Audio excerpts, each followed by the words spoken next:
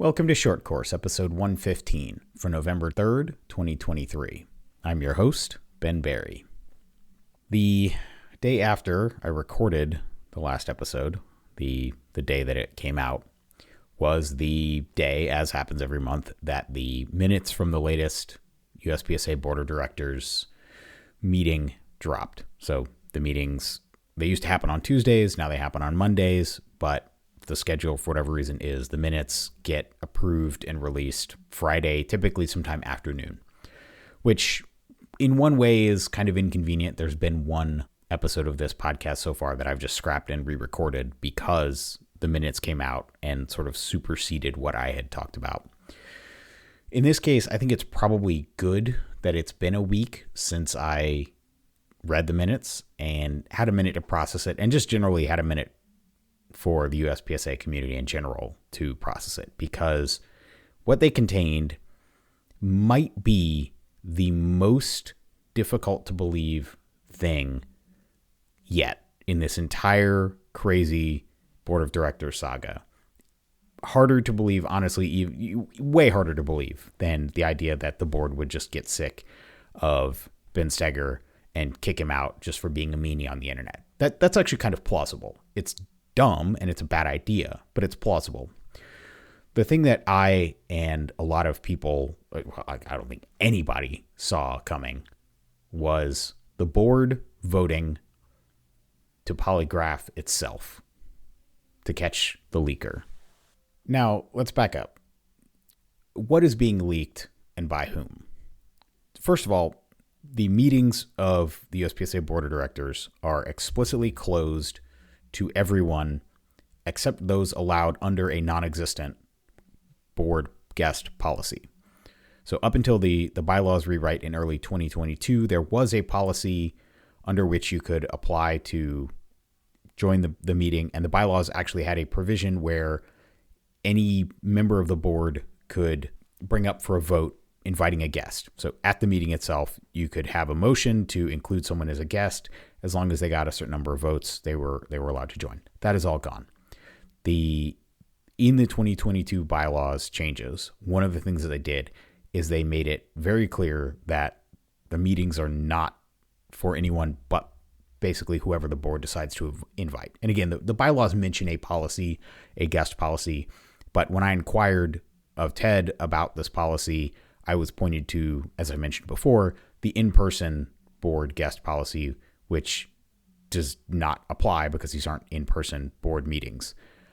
There was an agenda item, I think 2 months ago, to address a virtual guest policy, but it was never discussed at that meeting, and it hasn't appeared on an agenda since. So it's basically fallen beneath the waves without any sign of showing back up. So guests are not allowed.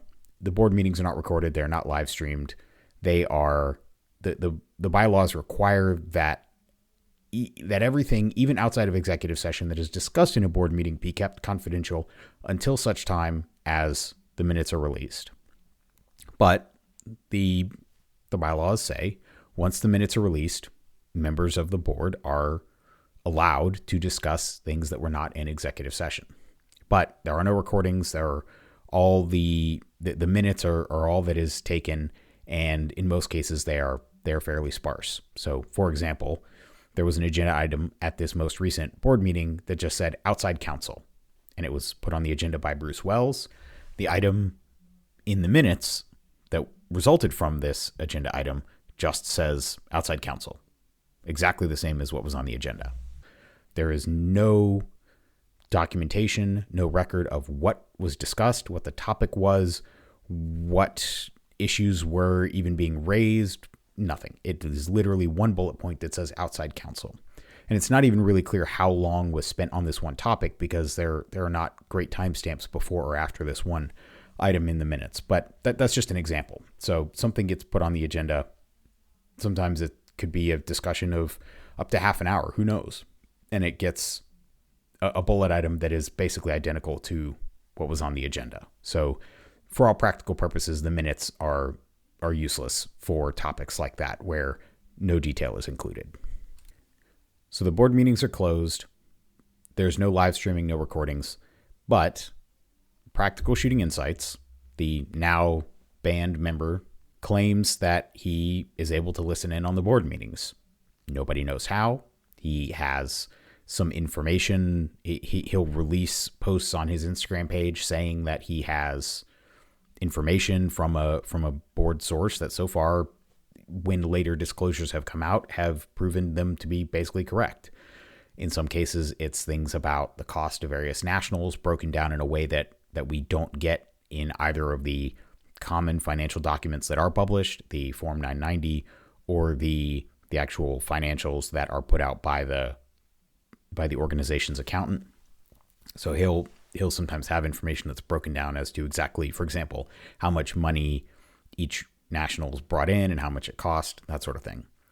So he's getting information from somewhere. And the assumption is by the existing board members that it is one of their own. And these meetings, they start at 7:00, and almost invariably they go until midnight. So these are 5-hour board meetings. They never get to all of the agenda items. And last month, one of the topics that raised some ire was the fact that around 10:30, as we discussed, Scott Arnberg made a motion based on what he saw as President Ted Murphy's failure to conduct his fiduciary duty. Scott made that motion around 10:30 to remove Ted as president. That led to retaliation. I covered all that.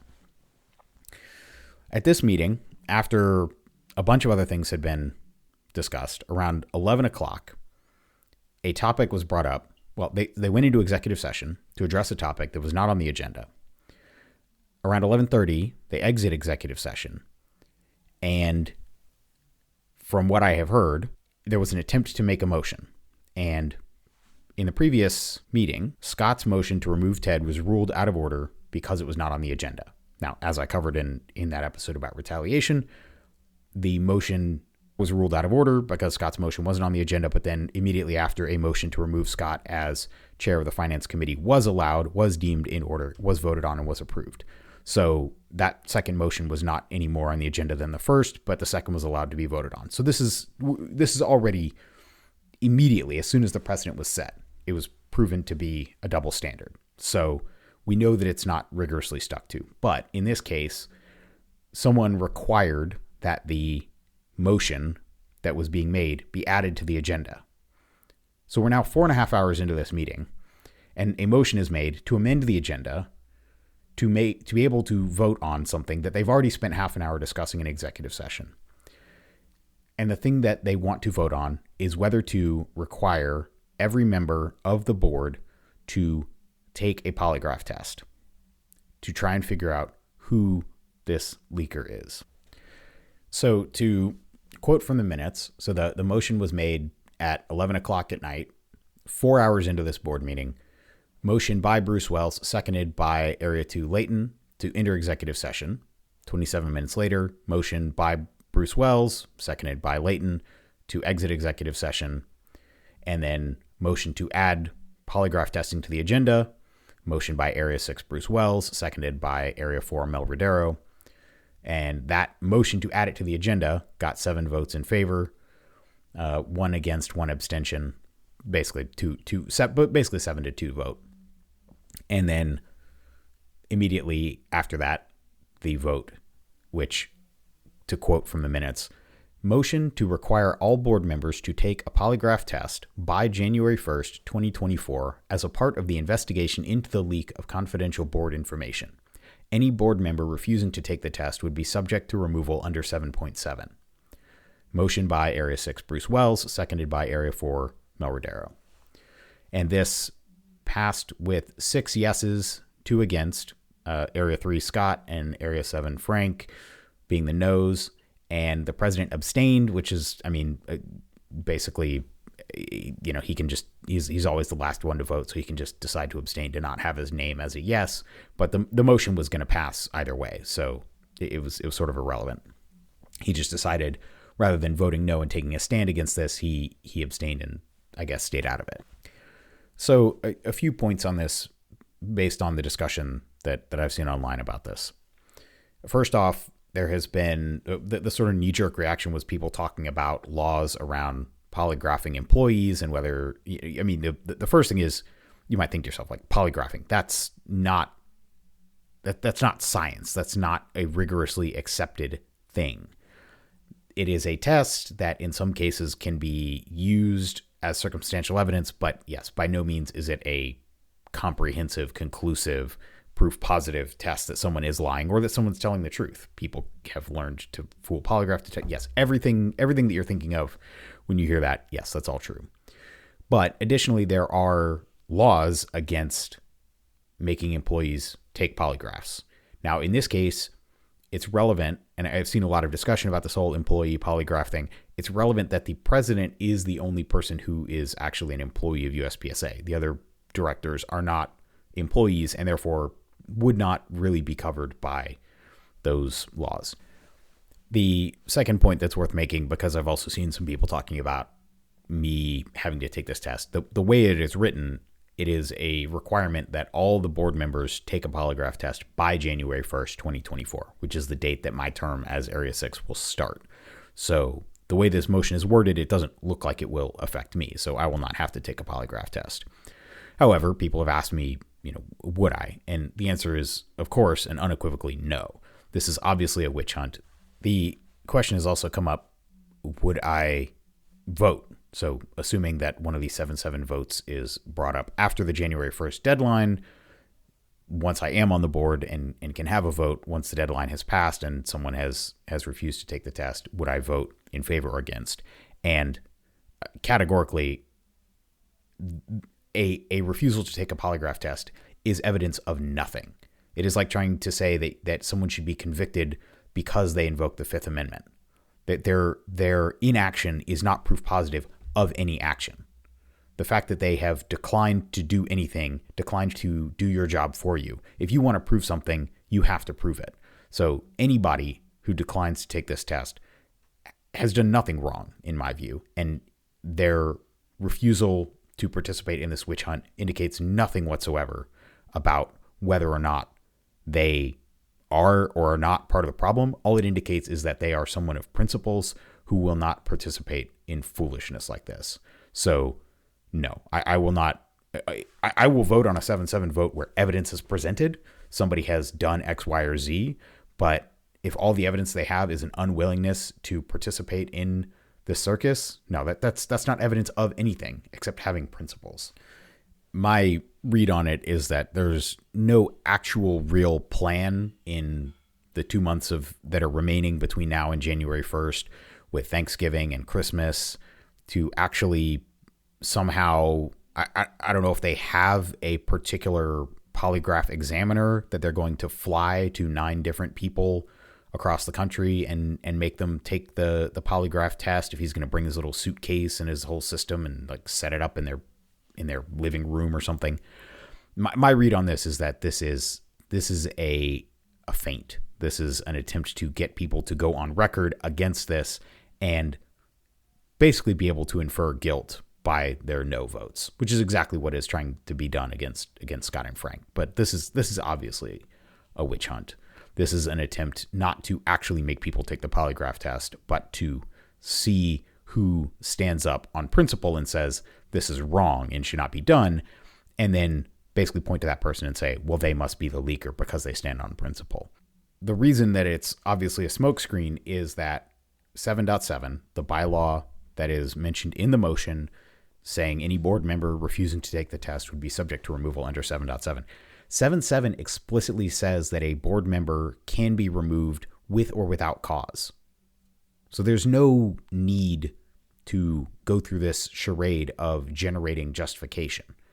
If the board is convinced that someone is the leak, they just need to vote.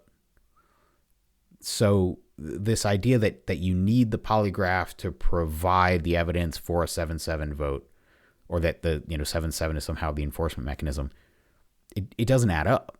If the board is convinced that someone's the leaker, they can just 7-7 the person with a vote. They can call it at any time. They could put it on the agenda, or as we've learned, as long as you are friends with the president, you can call motions that aren't on the agenda and get a vote on them immediately.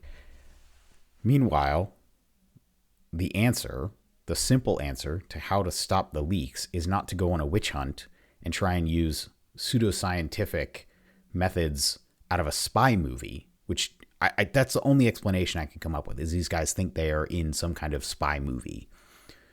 Rather than doing that, run the board in an open and transparent way so that there is nothing to leak.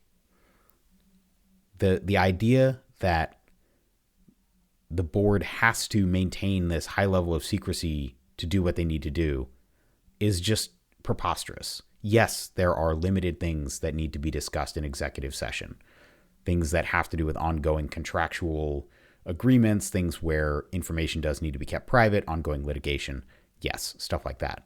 But I mean, take for example the run up to this vote about the polygraph testing. Area 6 and Area 2, Area 6 made the motion, Area 2 seconded it to go into executive session so they could discuss this polygraph thing because they didn't want it on the agenda. If it had not come to a vote, they wanted it to just be another anonymous executive session that had no clear purpose, where we never got to know what they discussed. That executive session did not cover anything that was a sensitive contract or ongoing litigation. There is no reason that executive session needed to happen, that they could not have that discussion out in the open, except that they were embarrassed that the members would hear about it if it didn't come to a vote. Now, obviously, the end result of the executive session was a vote, so we found out about it. But that's just an example of the way that these guys, not only do they have their closed board meetings, not only is nobody allowed to listen to a recording, we only get the meager details that show up in the minutes, but anything that they want to keep hidden just goes into executive session. That is not the way the board should be run. There should be nothing happening in these meetings, again, aside from very strict exceptions, that could not be recorded and broadcast to the members. And if the members want to listen to these 5-hour marathon board meetings, they should be able to. And honestly, I have to imagine if the meetings were being recorded, I would have to imagine that whatever is going on in these 5-hour board meetings, I don't know if it's grandstanding or if it's just circular discussions that go nowhere, whatever it is, would probably start to taper off, because every month these meetings go 7 p.m. and then right around midnight, somebody says, all right, let's just table everything else, make a motion to adjourn, and that's it. And whatever doesn't get dealt with just doesn't get dealt with. In this case, there were a number of motions that Scott Arnberg, Area 3, formerly chair of the Finance Committee, had made to immediately begin addressing some of the costs, some of the expenses that are draining USPSA's reserves. Those didn't get a vote. But an hour spent on polygraph testing the board, that got 1 of 5 hours in this board meeting. That's what got time. Not trying to actually improve the finances, but trying to go on a witch hunt to chase whoever is letting the membership know what is being done in their name and with their money.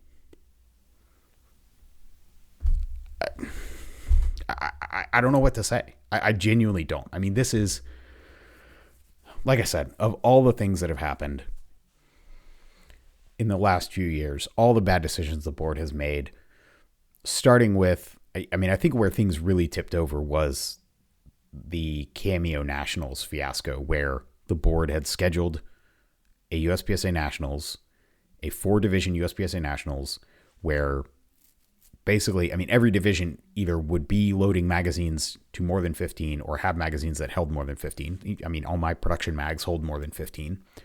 And Nationals was going to be in Cameo, Colorado. Colorado has a 15-round magazine ban. Nothing over 15 is allowed.